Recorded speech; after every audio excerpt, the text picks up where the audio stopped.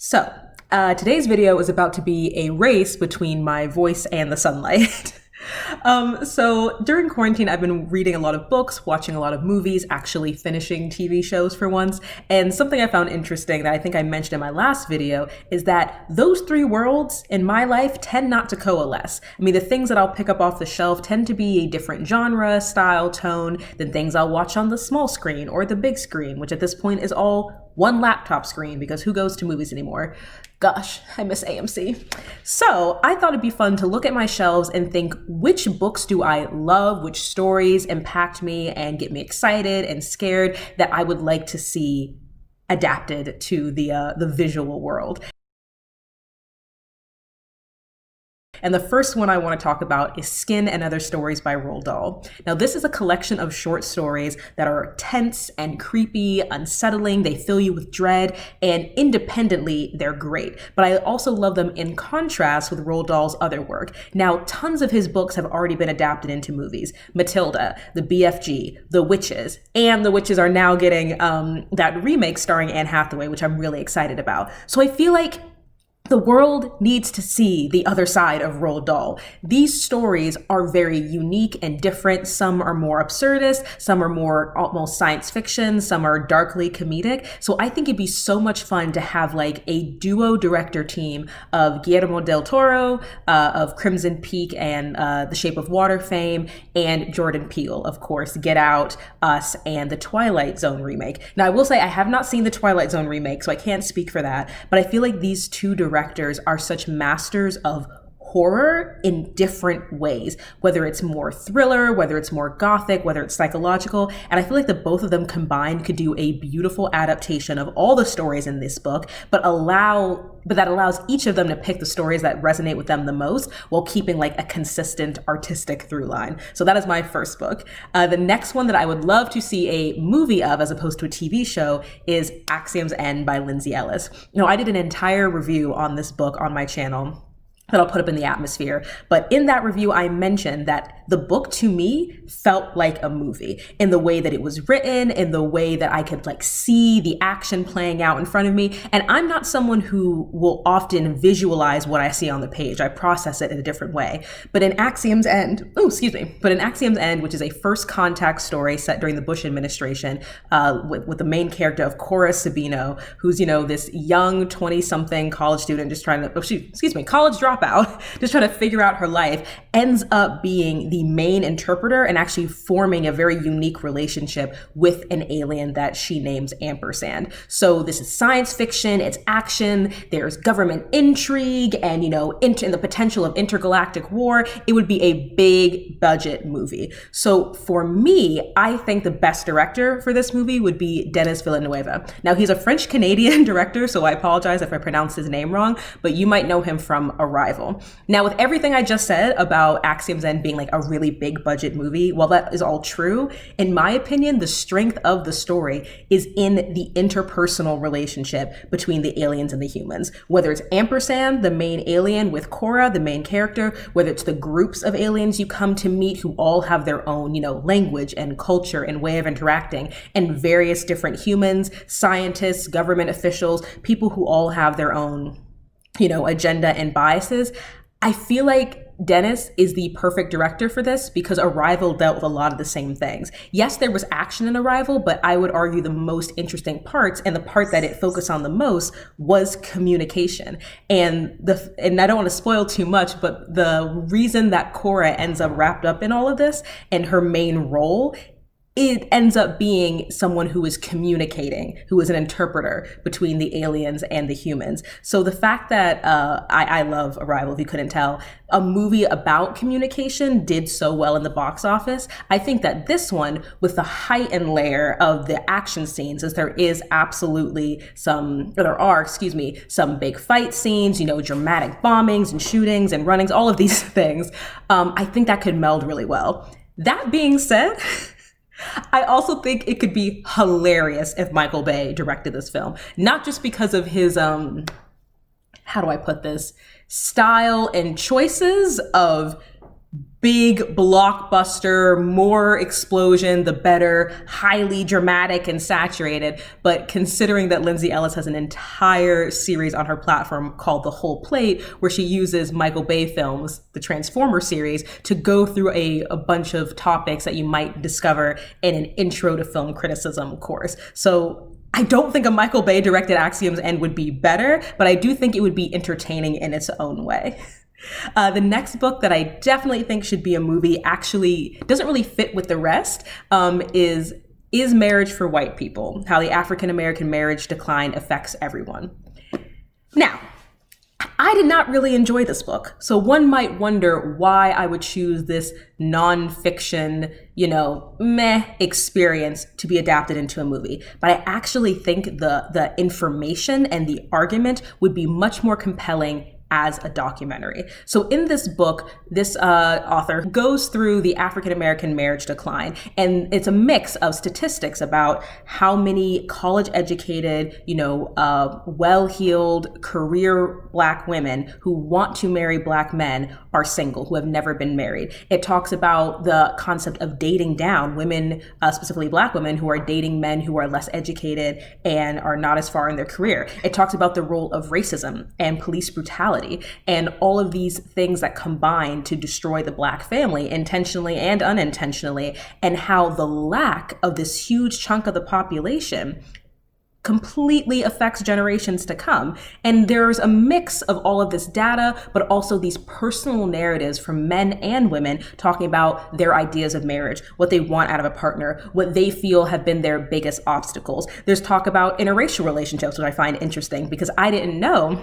but apparently African-American women are the least likely of all genders, races, or ethnicities to date outside of their race. So you compound that with the lack of, an abundance of viable Black male candidates who are, on the same level as these women. And you're starting to see some of the reasons why these play out. Now, of course, I'm oversimplifying. This is a pretty thick book, but I feel like a documentary would be so much more compelling and interesting. And I would want Ava DuVernay and her entire team from 13th to work on it. One of the reasons I love 13th was I felt that it had a real great blend of, interviews with Republicans, interviews with Democrats, interviews with people who are outside the political system and working in education or activism spheres. It would have real life footage or photos of people living in incarceration, or it also would use these really striking, interesting animated sketches or, just animations in general to, illuminate statistics. I felt like it really hit every single sense.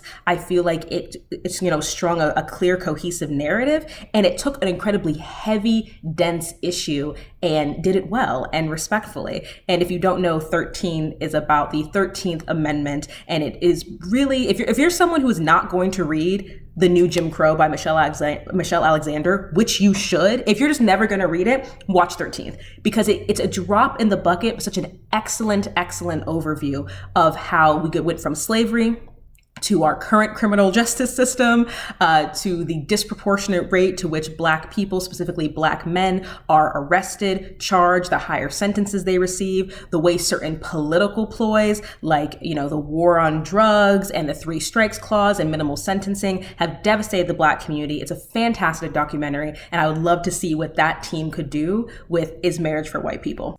And then next, the next book I want to say is a surprising one, because I've never mentioned it on this channel, but is Abarat by Clive Barker. Now, this is a part of a series of books starring Candy Quackenbush, who is a regular girl, or so you think, from Chicken Town, Minnesota. Or was it Chicken Factory, Minnesota? Chicken something, Minnesota. And she gets drawn into this whimsical, fantastic, weird, kooky world in which there's an archipelago of islands called Abarat, and each island, 25 of them, represents one of the hours in the day. And it's a bit of a chosen girl narrative, because you learn throughout the stories that there's a specific reason why, one, she was able to find this place, the role that she plays there, and, some of her own background and history and some of the reasons that she felt so out of place in her town in Minnesota. I never actually finished the other few books, but thinking about the books in my life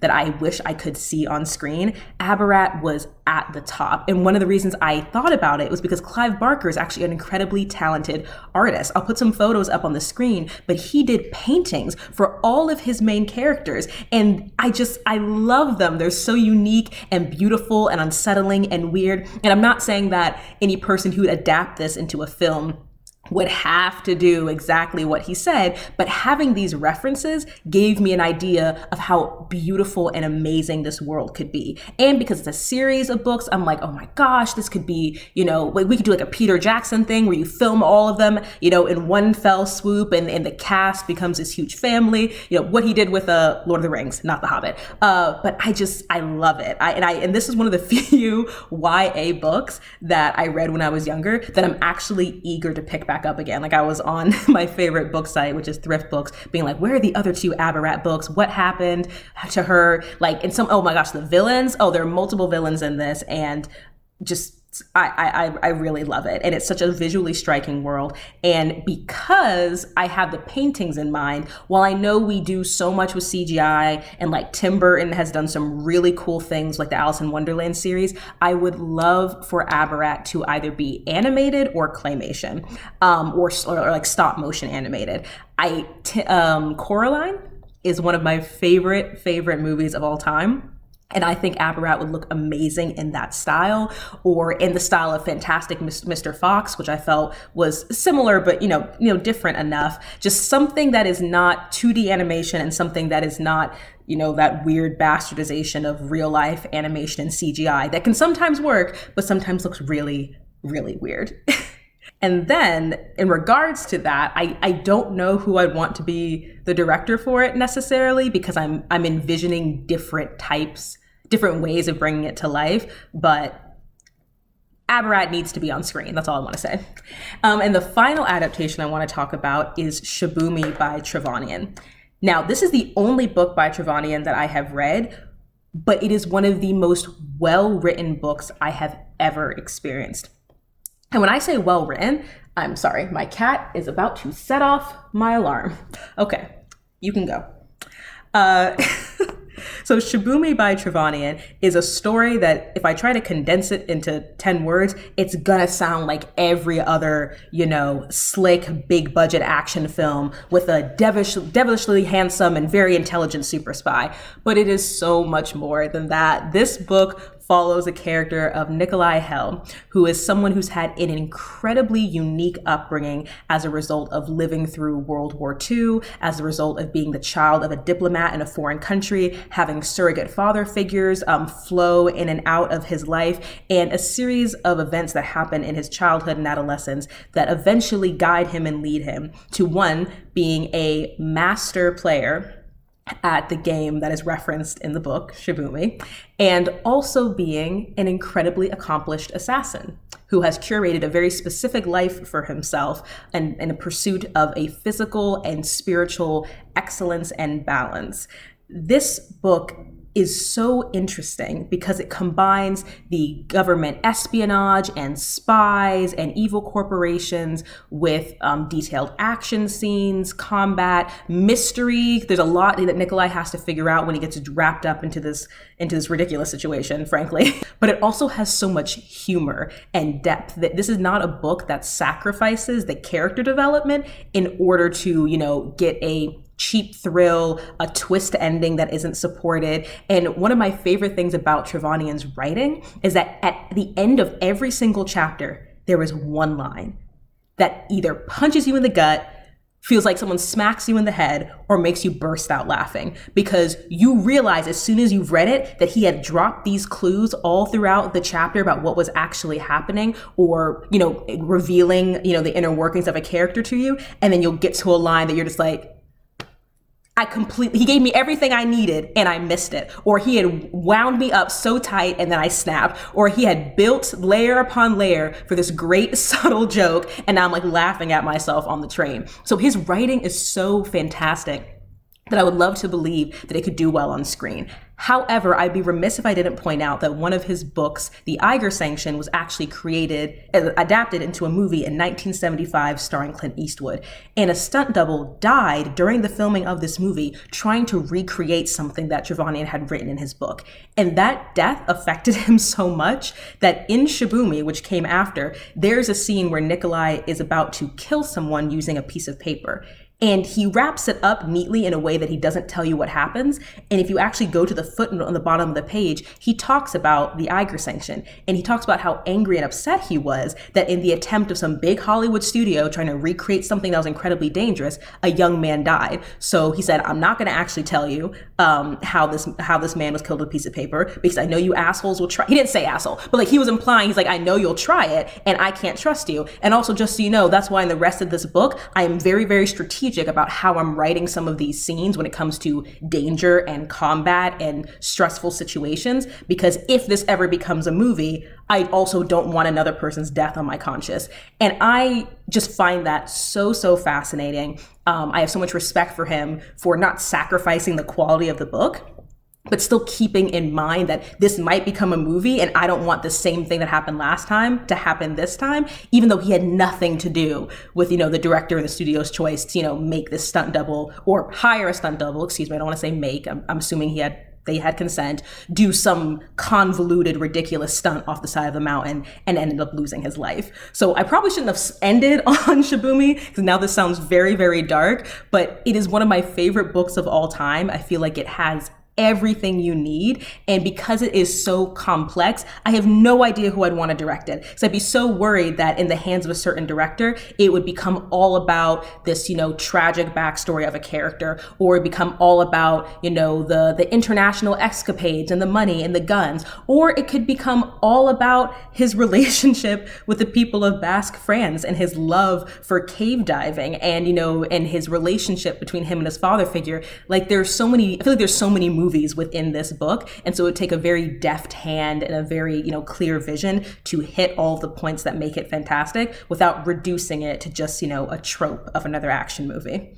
So that being said, those are 5 books that I believe should be adapted into either TV shows, documentaries, or movies. I would love to hear it if you have any other suggestions in the comments. I also was considering being shady for a moment and trying to find my old copy of Eragon, which I used to love, but you know what? Maybe one day we will get a remake of a remake. I mean, if we can get a Spider-Man movie every, fiscal quarter, I think one day we can get an Eragon movie that is what we deserve. Like, bear in mind, I have not read that book since I was probably 15, but today, if there came out, if a new Eragon movie came out with 3 masks on and a shield and a big bubble, I would be in the theater to support, because the only thing I liked about that movie was the Avril Lavigne song at the end. And now that I've exposed myself, I'm gonna let y'all go. Have a good one.